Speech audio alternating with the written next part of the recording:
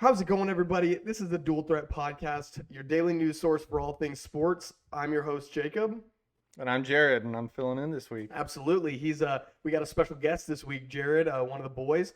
So this episode is going to be kind of a Monday Night Football recap, as well as we're going to talk some fantasy football because we play fantasy, and we assume a lot of you play fantasy too. So we're kind of gonna have this be our fantasy football segment.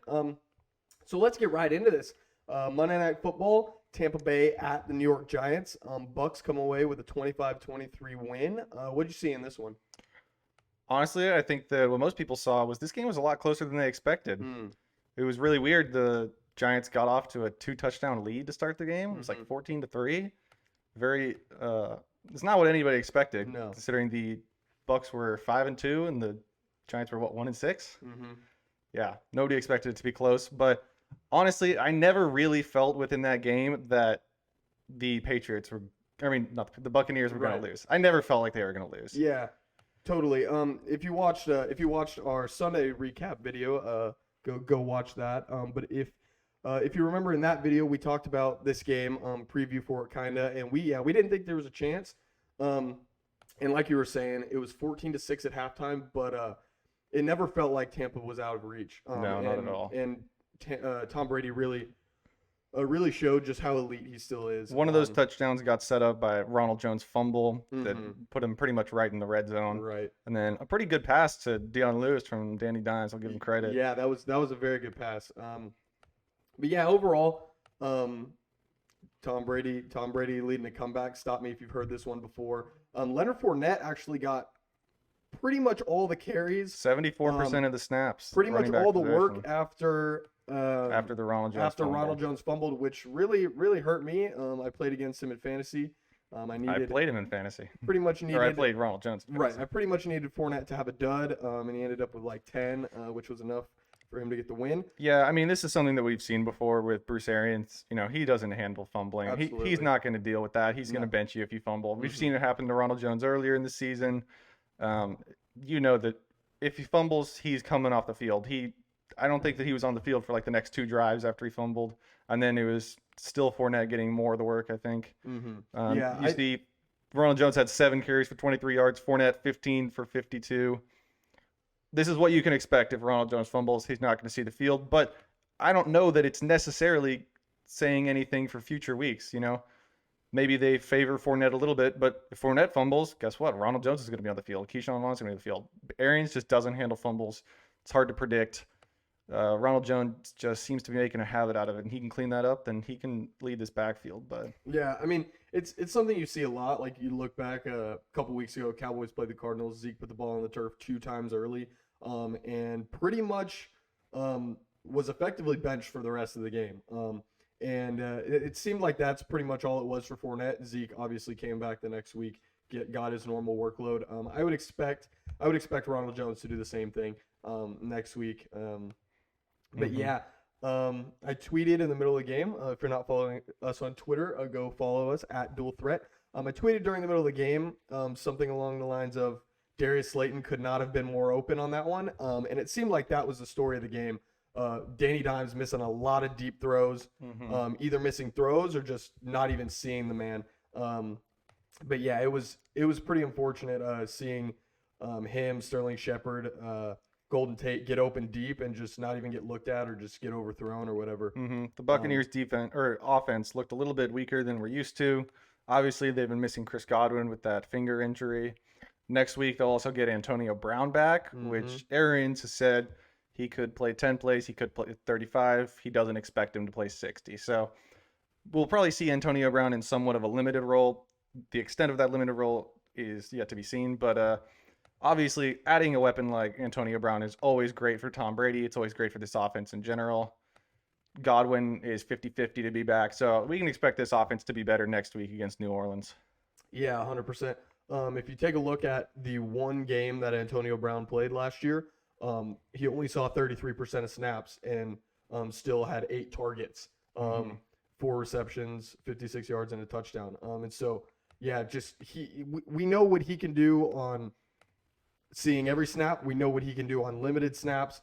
And we know what he can bring to this Tampa offense. With Tom Brady, assuming he doesn't get overshadowed by the rest of those weapons. Right.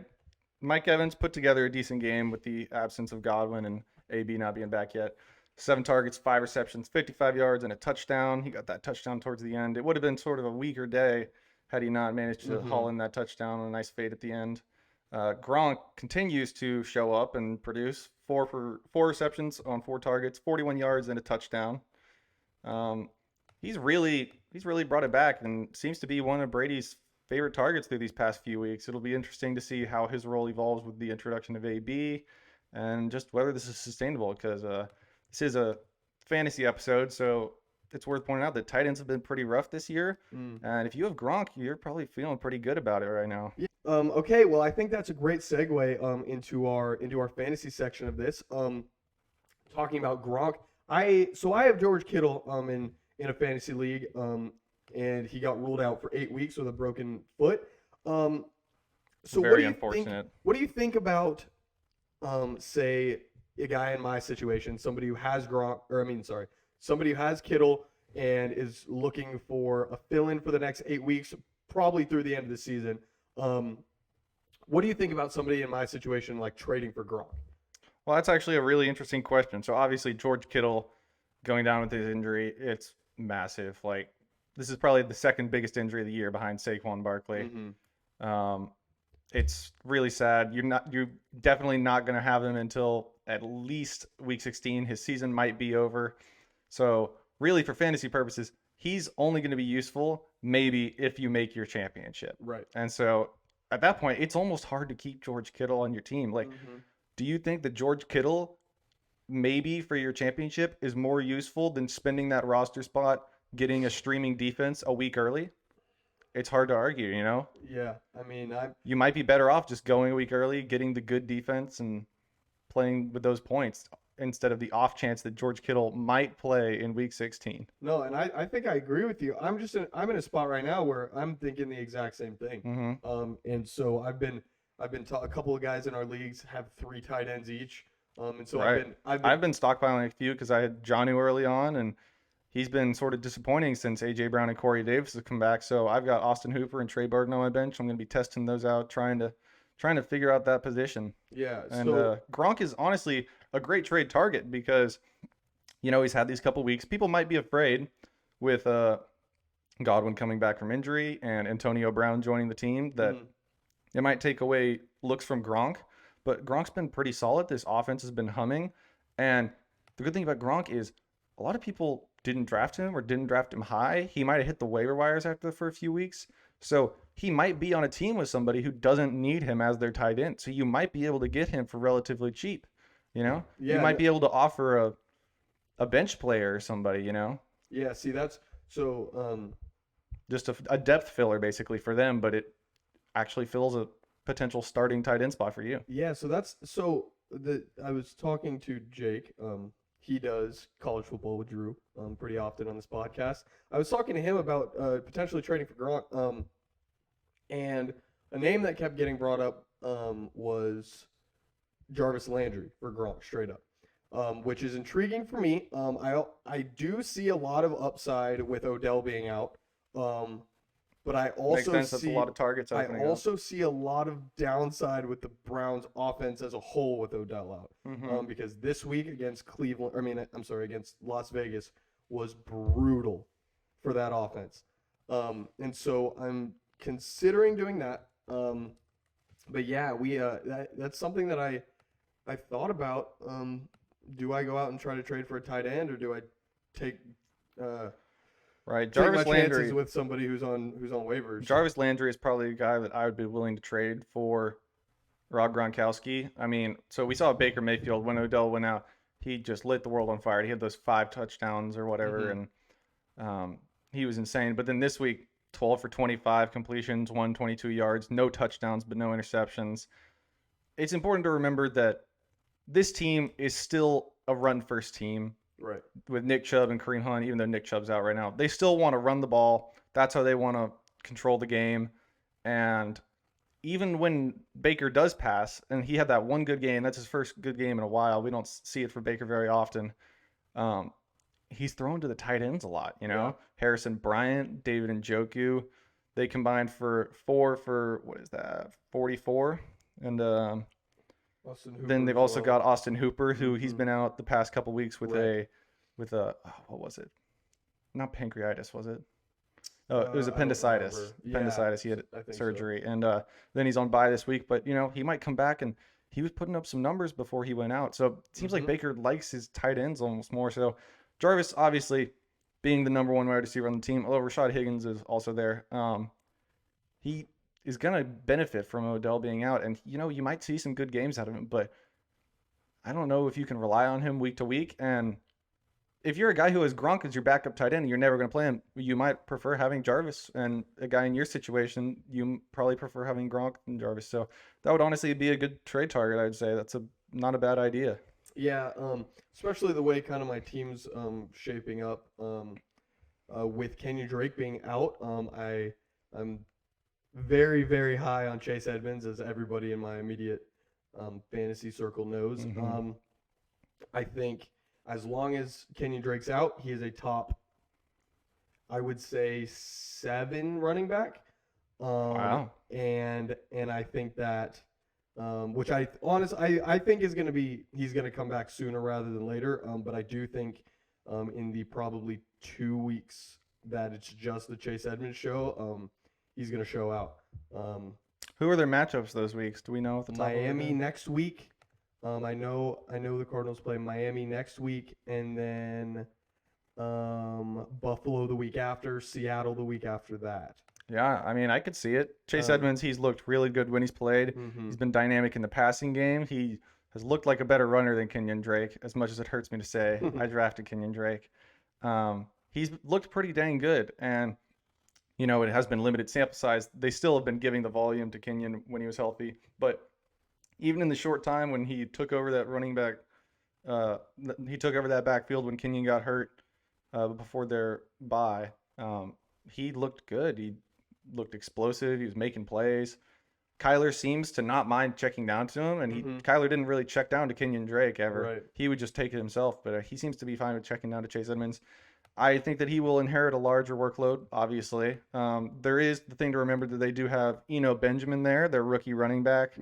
But honestly, I don't know what kind of a role they're going to give him, because in the game where Kenyon Drake went down, Eno Benjamin was inactive. He was a healthy scratch. He wasn't even on the roster for that week, So I don't know how much work they're willing to give their rookie running back going from inactive the week before, just because Kenyon Drake went out. I think you hit it right on the head when you said he's almost been a better runner than Kenyon Drake was. Chase Edmonds has had 2 games this season, and this is on limited sample size, averaging around 35% of snaps a game. But he's had only 2 games under 5 yards per carry. Exactly. And that's 3 and 4.8. Other than that, it's 6, 6.3, 10.5, 11.2, and 12.4.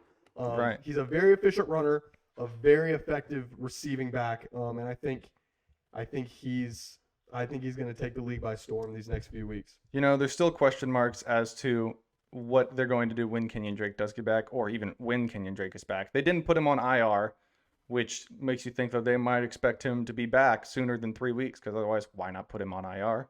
And that means that if he does come back, Kingsbury seemingly didn't have a problem with Drake's inefficiency before he was injured. So it's very possible that they might just slot him right back into his previous role, giving him, 15 to 20 touches a game. I think it would be a bad idea, but it's possible. They didn't seem to waver from him before, so this might not affect that.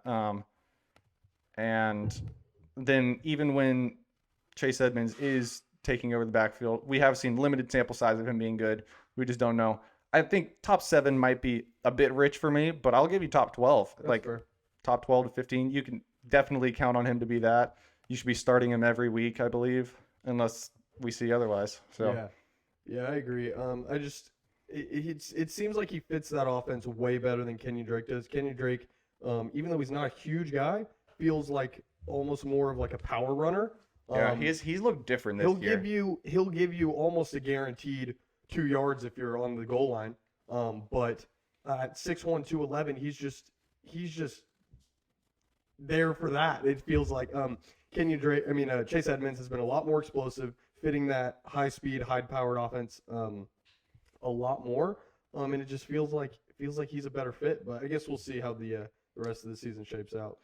Staying within division, we can go over to the 49ers. Obviously, we mentioned George Kittle out 8 weeks with a broken bone in his foot. That's heartbreaking for that team. He is so much of their passing game, so much of their offense in general. He's an excellent blocker as well. You would assume for Jordan Reed to step up into that role. And who was that other tight end that played for them? Dwelly? Yes. I believe. Was he the one who caught the touchdown? I believe he was. Ross Dwelly?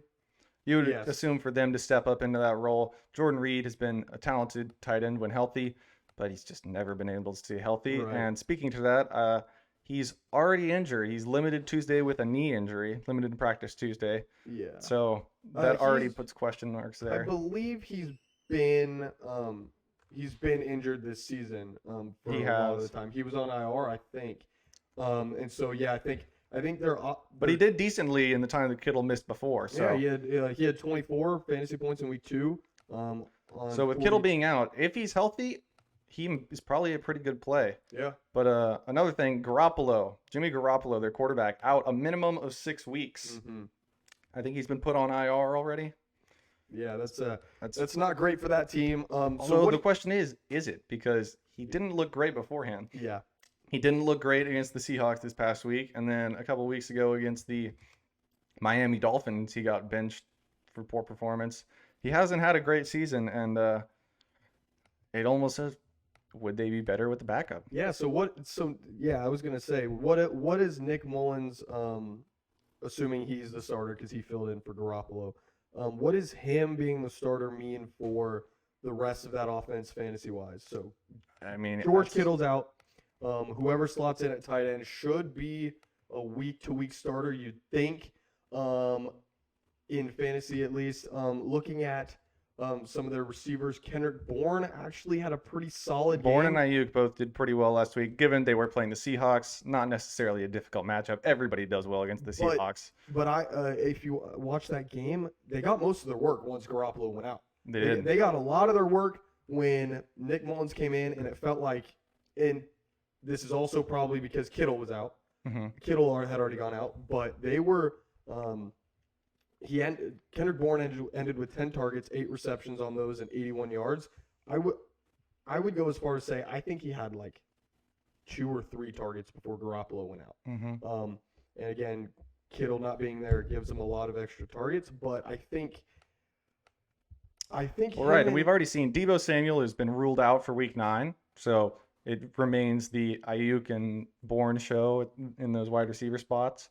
I think that it's not unreasonable to, they were playing Seattle, so maybe that boosts their numbers a little bit, but they're going to be the 2 best passing options on this team combined with whoever's playing tight end. So it might be good, although this is a run-first team. Who do they play this upcoming week? They play Green Bay, don't they? On Thursday night, I think. Green Bay has Jair Alexander, who's been pretty good. Thursday night. Pretty good cornerback, but I don't know. I mean, they're obviously they have to throw to somebody, and These guys performed last week. I don't see why this can't continue a little while longer. Till Deebo gets healthy. I agree. I don't know. We'll have to see, but I would not be disappointed with having any of them on my roster. Speaking of that matchup, I was about to say Tevin Coleman is ruled out for Week 9. He suffered an injury just after a couple carries last week. That leaves JaMychal Hasty and Jarrett McKinnon, as Mostert is still on IR. Right. I think Jeff Wilson is still out.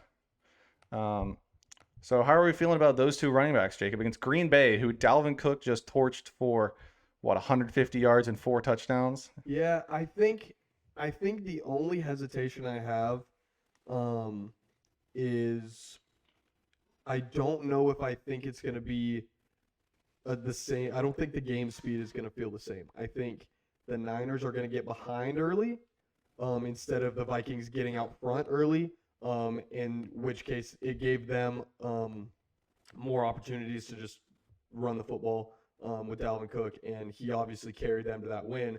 But I think I kind of expect the opposite from the Niners. this week. I think they might fall behind a little bit.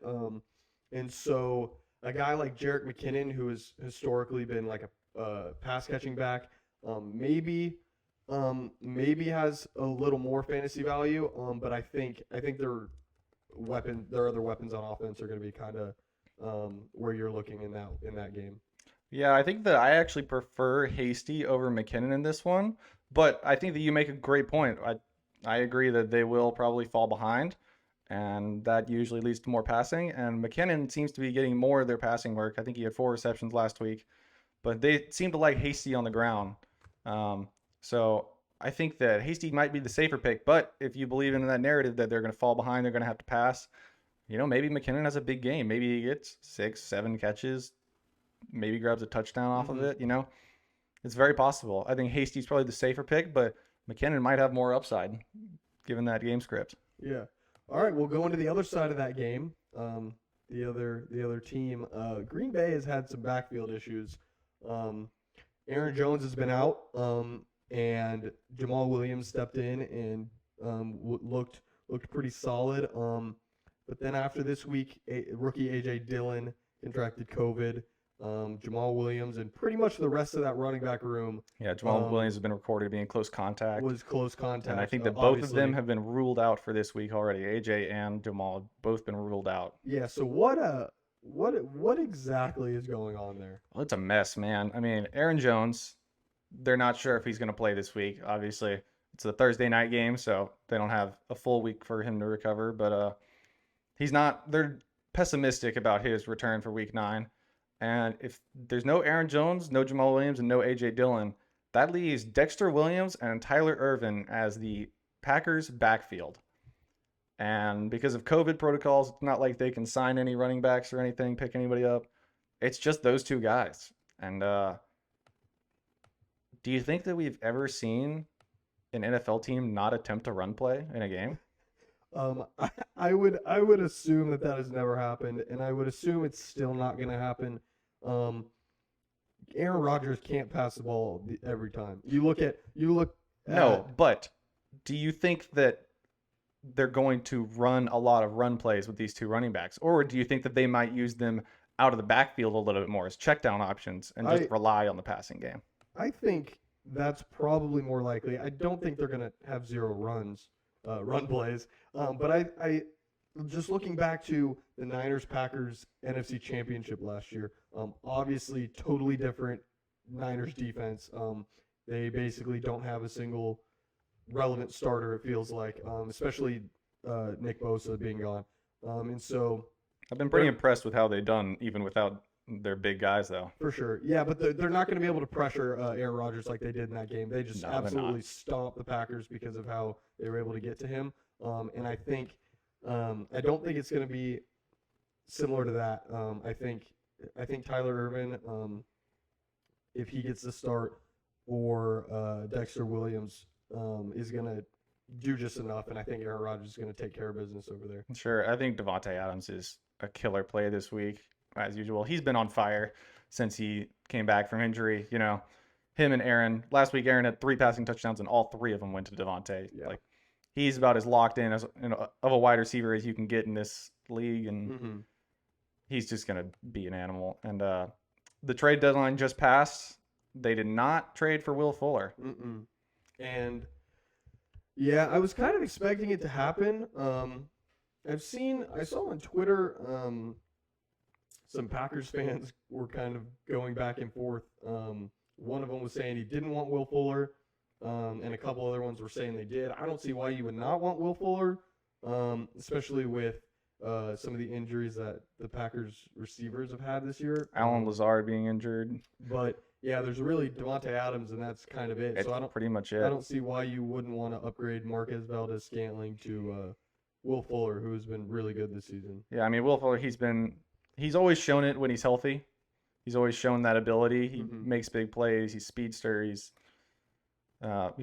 been a good number 1 for Deshaun Watson this year without DeAndre Hopkins. He's no DeAndre Hopkins, but right. If I was Aaron Rodgers, I'd be really disappointed with the Packers right now, watching other teams like Tampa Bay getting all these weapons for their quarterbacks, and then like signing AB, and then the Packers don't draft a wide receiver in one of the best wide receiver draft classes we've seen in a long time, and don't try and sign AB, don't try and trade for Will Fuller, I would be really disappointed with their inability to get him weapons to work with, because I feel like they're really just that one piece away, Mm-hmm.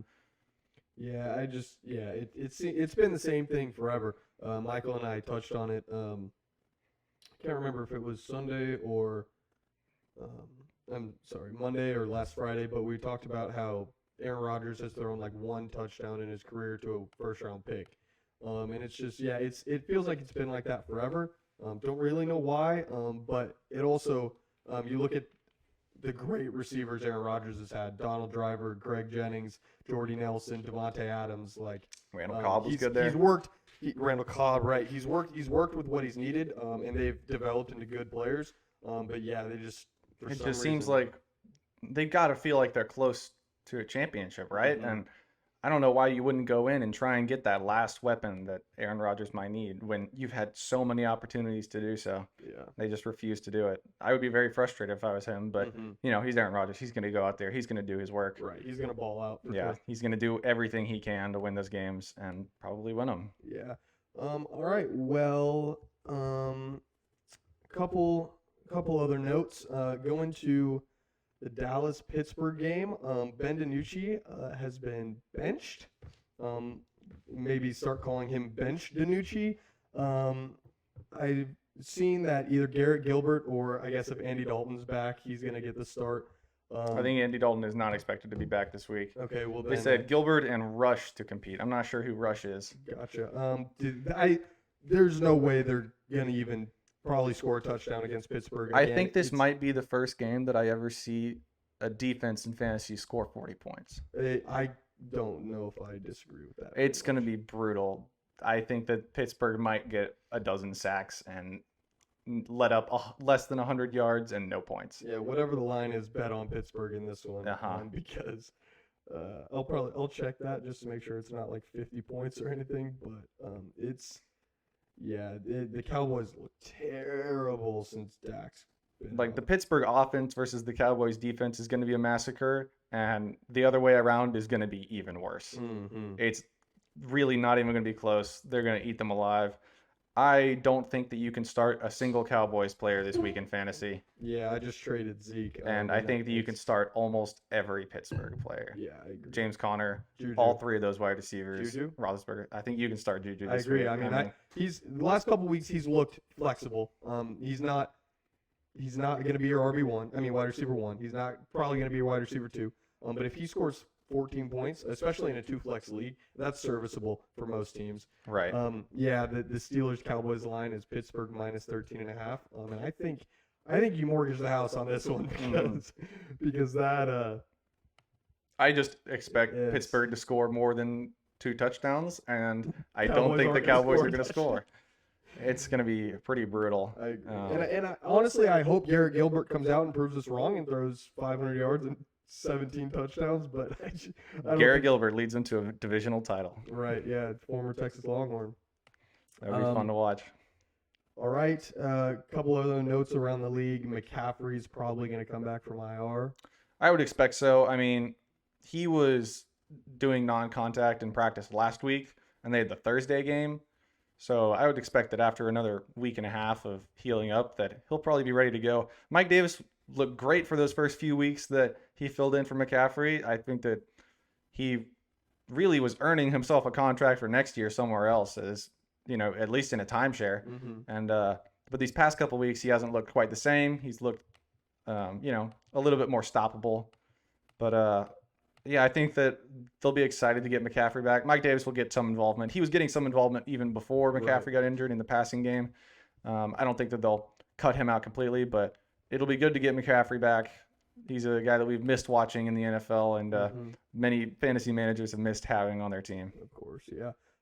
Couple other things. Miami traded for running back DeAndre Washington from the Chiefs because Myles Gaskin has been reported sprained MCL, going to miss 3 weeks. Yeah, this is news to me. Yeah, that's pretty unfortunate. Gaskin has been pretty solid in fantasy this year. And he I was gonna start him this week. It's pretty tough that I don't get to. Gaskin's been one of the better waiver wire running backs this year. He's been getting lots of volume. He's been producing with it. Obviously, if the Miami defense keeps playing the way they did last week, then there's no reason why he shouldn't be getting touches if they can get leads off their defense, you know? Right. And it's going to be heartbreaking not having him for a few weeks for some teams who have really been relying on him as a good RB2 option, you know? Yeah, he's And so they traded for DeAndre Washington right before the deadline. I guess that was a move given that they probably knew about this MCL thing. But because of COVID protocols, we saw Le'Veon Bell didn't get to play for a week after he got traded. I don't think that DeAndre Washington will either. And that leaves Matt Breida there. So is Matt Breida a must pick up in fantasy? And even if he is a must pick up, is he a must play? Well, I don't know if he's a must play. I think he's probably at the top of most waiver wire boards. They got the Cardinals, Chargers, and Broncos for the next 3 weeks. Till Gaskin comes back. I mean, yeah, I don't hate. I mean, you look at Matt Breida, and in San Francisco, he was typically, it felt like just mainly rusher. While they split the receiving ability around to a couple of the running backs, but I mean, he's gonna have to do literally everything. And so whether that game's close, which I probably don't expect it to be, but even if Arizona goes up 3 touchdowns and they have to throw every play, like Breida's still gonna be in there. Right, as a pure volume play, I think that you can play him this week, and then we'll have to reevaluate over the next 2 once DeAndre Washington gets involved, see how much they actually want to use him. Cardinals, Chargers, Broncos is not an amazing matchup. Let's see, Cardinals, they've been kind of susceptible to the running back. But overall, they've been a decent defense. Chargers have been shown to be a pretty good defense. But the Broncos, who did they play last week? Chargers. The Chargers. And we saw some use out of Pope and Kelly and Jackson. They were able to run on the Broncos a little bit. I think that they were expected to be a much better run defense going into that week than they were. So we'll see if the pattern continues or if they go back to what was expected before. Not ideal matchups, but I think that you can play Matt Breida as like a volume play because there's really nobody else there right now. Yeah, no, I'm with you on that one. I mean, in the games that and this is him splitting the backfield in San Francisco last year. He got hurt for a couple weeks, but before that, he was averaging around 13 or 14 carries a game. Yards per carry was pretty good, right around 5. And like I was saying, his max targets in one game was 4. But I mean, if he's the workhorse back, I can't imagine anybody would look at that and be like, no, I don't want to touch him. Some of the other injuries from this past week: Golladay got a hip injury, left after 4 targets, didn't get any receptions out of it. He has been declared out for week 9, and he's considered week to week. Yeah. Marvin Jones, in his absence, managed a good fantasy outing, had about 18 fantasy points, but it was, I think, 3 receptions that just managed to turn into 2 touchdowns. So how do you feel about Marvin Jones this week? Marvin Jones, it feels like typically is just kind of gets a big play. Kind of. That's how he always is. You never know when to start him. Gets to be that big. I mean, he's 6'2", but he's not the wide receiver 1. And so he usually just kind of slips under the radar and just kind of spots up in the end zone. He gets those chunk yardage plays, sort of like Golladay does. Like he gets those 20 to 30 yard plays that he just gets a couple of them, and that makes the fantasy day. And yeah, it's kind of hard to tell what he's going to do with Golladay out, because you would expect in a game where Golladay goes out, only gets 4 targets, that Marvin might get more than 3 receptions. But at the same time, he turned them into touchdowns. Yeah, I mean, yeah, he's been very productive in the touchdown department pretty much his whole career. He had 9 last year, and that's, again, with him not even being the wide receiver 1. And so, yeah, he's usually typically pretty boom or bust, but with Golladay out, I like his upside for sure. Would you start him over Hollywood Brown? This week, I would. Against Minnesota. Mm-hmm. This week against Minnesota, I would. Week 13, if Galladay's still not back against Chicago, probably wouldn't. I don't know who Hollywood plays that week, but I think Minnesota. I mean, we saw it last week. Devontae Adams, and he's a freak of nature. He's a different breed, but I mean, we saw him get 3 touchdowns, and that's kind of been Marvin Jones' MO in his career. I mean, he got two this week when Galladay was in. I mean, he got injured this week, but I mean, Stafford looked a little better than he has been looking this year. Right. So I mean, a lot of things are trending towards Marvin Jones being a pretty good play. Yeah, you never know when Marvin Jones is going to do it, but I think that this might be one of the weeks that you feel more confident about it. Yeah, I think I definitely like him starting against Minnesota this week for sure. All right. Well, is there anything else super pressing? Hopefully Michael Thomas plays. If you're watching this and you have Michael Thomas in fantasy, you're probably just as frustrated as I am. That he was definitely your first round pick and has not played since week 1. But I'd love to talk about Jonathan Taylor. People expected this past week to be a wonderful matchup for him. I know I did. I had him in a DraftKings lineup. And then second half, he's not doing anything. And Jordan Wilkins gets 2 touchdowns. And Nyheim Hines gets 2 touchdowns, I think. So how are we feeling about Jonathan Taylor? They said after the game that he was a little bit nicked up. He got an ankle injury, and we're not sure of his status for week 9. But what are we thinking about Jonathan Taylor rest of season? Yeah, I have him in one of my leagues. And looking at the game, he was horrible on the ground. 11 rushes for 22 yards. 2 yards per carry is horrible no matter who you are. 3 targets, 2 receptions for 9 yards, but he only played 33% of snaps. And like you were saying, he's questionable now, and we can only imagine that's because, or the 33% of the snaps was because he was sort of banged up. Even if it wasn't a huge injury, it was definitely something to keep him off the field. And so if he plays this week, it's a rough matchup against Baltimore. So maybe pretty tough. Maybe the smart thing would be to sit him this week, and then next week against Tennessee is better. The week after against Green Bay is better. Tennessee, Houston, Vegas, Houston, Pittsburgh week 16. But he has a pretty favorable schedule for the rest of the season. So I think sitting him this week, and honestly, if you're a fan or if you're a Jonathan Taylor owner, wanting the Colts probably to sit him this week if you can afford that, because getting him healthy for this easier stretch for the rest of the year is probably in your best interest. Probably. I think I agree with that. I think that Jonathan Taylor is, he's still their rookie. They're trying to get him work. They're just going to use both of those guys as well. I think that people are going to panic on Jonathan Taylor a little bit because of this game, and I don't know that they should. I've sent out a trade request for Jonathan Taylor because I think that he does have a little bit more favorable of a matchup rest of season. I think that he's going to start taking over the backfield a little bit more. They're going to start trusting him more. And I think that people are just going to freak out over this game because he got injured, and they didn't really declare it until after the game. It just sort of seemed like he vanished. Right. Yeah. I mean, I was following that game, and I was like, why is he not, like, what's going on? Why isn't he playing?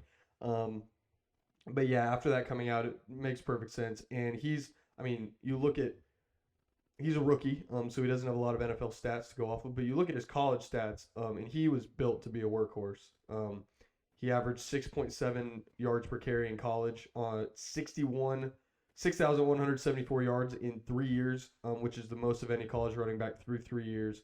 And so he's built for it. He's ready for it. I mean, I do think the volume is obviously there for fantasy. I think he just needs to get healthy, and then the world is his oyster once he comes back. Another rookie that has looked pretty good this year, but hasn't really gotten to see the opportunity is J.K. Dobbins. So Mark Ingram, he might not play again this week. And last week with Gus Edwards and J.K. Dobbins manning that backfield, Gus Edwards saw about a third of the snaps and J.K. about 2/3 of them. What do you think J.K. Dobbins could be rest of the season? Do you think that Mark Ingram will take back his role when he comes back, or do you think J.K. Dobbins has shown it and he's going to, be a valuable fantasy piece for the rest of the season? Yeah, I mean, looking at watching that game, Michael and I kind of touched on it again earlier in the week, but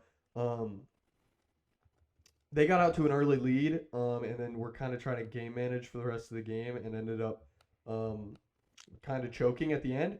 But yeah, Dobbins 15 carries for 113 yards, seven and a Against half a yards pretty per tough carry. Steelers defense, you know. Yeah, he actually he looked like what they drafted him to be. He did. And Gus Edwards even produced 16 carries for 87 yards and a touchdown. Yeah. Yeah, it's I think if Mark Ingram stays out, I don't know if JK played 67% of the snaps, like you said, 2/3. I think that maybe based on that alone, they were pretty similar in efficiency. Maybe based on that alone, I slightly lean towards J.K. Dobbins over the Gus bus. But in terms of production, I mean they were pretty similar. Gus Edwards had one target that he couldn't haul in, and Dobbins only had two targets. Right. I don't think Gus Edwards is going to go anywhere. I think that they like Gus Edwards. They're willing to give him the ball. As you can see, they gave him 16 times in this game. So he's not going to go anywhere. So at best for JK, he's still going to have Gus Edwards taking looks away from him. But I think that both of them have been better than Mark Ingram this year. And it'll be interesting to see how they include Mark Ingram when he comes back from injury. And J.K. Dobbins might be a good fantasy player for at least a couple weeks or maybe the rest of the season. Yeah, totally. I mean, they drafted him for a reason, right? I mean, he was, I want to say either the second or third running back off the board in this draft, behind Clyde and maybe behind DeAndre Swift. I honestly can't remember. But either way, he was one of the top running backs. I think he was the fourth behind Taylor Swift and Clyde. Interesting. For some reason I thought J.K. Dobbins went before Jonathan Taylor. Well, I think Swift was top of the second round, and I think that the Colts traded up to get Taylor in the second round. Gotcha. And then I think Dobbins came after that. Okay. Well, I mean, either way, yeah, like all those guys are. It feels like. I mean, you don't draft a running back top 2 round just to sit him on the sideline. So they're waiting. They're gonna start working him in, and maybe this is his way to differentiate himself from Mark Ingram and just show why they drafted him in the second round. It'd be exciting to see that Baltimore offense. The run game's been pretty good, but Lamar Jackson just hasn't looked the same in the passing game. Mm-hmm. It's led to disappointing performances from Hollywood Brown. Right. They've really been unable to connect on that deep ball. So hopefully J.K. Dobbins is a nice change of pace, rejuvenates that offense a little bit. Sure. You know. One last rookie I'd like to talk about. Little shout out to Jerry Jeudy, who is actually the air yards leader in Week 8 with 162 air yards. Wow. We saw a bit of a shootout there with the Chargers-Broncos game. Drew Lock ended with a pretty good performance. Came down to the wire. It was a fun game to watch, and obviously Justin Herbert's legit. I just sort of wanted to give a little credit to Jerry Jeudy. What do we think about Jerry Jeudy rest of the season? Obviously, Tim Patrick was not in this game. He did not play this game, so that increases Judy's role. But Drew Lock started off kind of slow, and then picked it up towards the end. Ended up winning that game. What do we think of Jerry Jeudy rest of the season? Do we think that this is signs of good things to come, or do you think this was just a better game for him and that it's not necessarily going to be reliable? No, absolutely. I mean, you look at the numbers. He put up 11.3 fantasy points. Still nothing earth-shattering, you know. Absolutely not. But he had 4 receptions. Mm-hmm. But he had 10 targets. 10 targets. And you're looking at a Broncos team who's riddled with injuries and is going to be playing from behind a lot. Mm-hmm. And so I think Drew Lock has shown no fear in throwing those balls into tough coverage, right. Deep balls, you know. Mm-hmm. Yeah, and I think we know Judy's talented. He was drafted at the very least. At the very least, he's a flex play. Maybe if you have 2 flexes, he's a he flex gets Atlanta play. this upcoming week. He's a flex play with a decent amount of upside. Next 4 weeks, he has pretty favorable matchups: Atlanta, Vegas, Miami, New Orleans. And then it gets a little harder down the stretch. But I think if you have him, you should be fine with having him. You don't hate him. How do you feel about CD Lamb rest of the season, given this whole quarterback situation? He started off pretty good, but he's been pretty lackluster. I don't think the whole quarterback fiasco. I'm going to say this loud and clear for the people at home. I wouldn't touch the Cowboys with a 39.5-foot pole a single person on their offense. Ezekiel Elliott, Amari Cooper, until you see some solid, sustainable quarterback play on that team, I wouldn't start a single one of their players in fantasy. I think I agree. I like CeeDee Lamb. It's pretty tough. Washington 2 weeks ago, he had 5 targets, 0 receptions. This week he had 5 targets, 4 receptions for 27. So, I mean, better. Ben DiNucci looked better than Andy Dalton did. I don't think there's any disagreement in that. But unless Garrett Gilbert comes out and shows that he should have won the Heisman in college, I don't think you touch anybody on that team. Losing Dak Prescott has really just crushed the value of everybody on this team. And it's pretty hard to see. I've heard people saying that CeeDee Lamb is droppable at this point. Yeah, I mean, I don't know about droppable. If you're in like a keeper or like a dynasty league or something, maybe keep him. But yeah, I don't like playing him for the rest of the year. That's for sure. But all right, I think that's gonna do it for us today. We talked about a lot of stuff, a lot of fantasy stuff. Hopefully you enjoy. Leave a comment, leave a like, hit subscribe, follow us on Twitter, sub to us on YouTube, and follow our TikTok. If you have a TikTok, we post. It's usually just like clips of some of our podcasts. So if you watch the podcast, I guess you don't really need to. But if you forget about your daily news source for all things sports, and you see it on TikTok, then it'll maybe make you want to come watch the video. Make sure to subscribe and turn on notifications on the YouTube. We're going to be making more videos, and we hope to have you all every day. Also, if you take a look at this big graphic behind me, it says that 81.6% of you viewers aren't subscribed, which is pretty ridiculous. It honestly hurts our feelings here a lot. I'm just kidding. I'm obviously just kidding. But definitely hit that sub button. It helps us out a lot. And also, if you haven't, if you can't watch the videos for whatever reason, follow us on Spotify. We post the audios of all of these there. You can download them. You can listen to them on the go, listen to them in the car, listen to them before bed, and just whatever you need to do. If you can't watch the videos, listen to them on Spotify. It helps us out a lot. So with that being said, I think that's it. And we will catch you tomorrow. Thank you guys for joining us. Absolutely. Peace.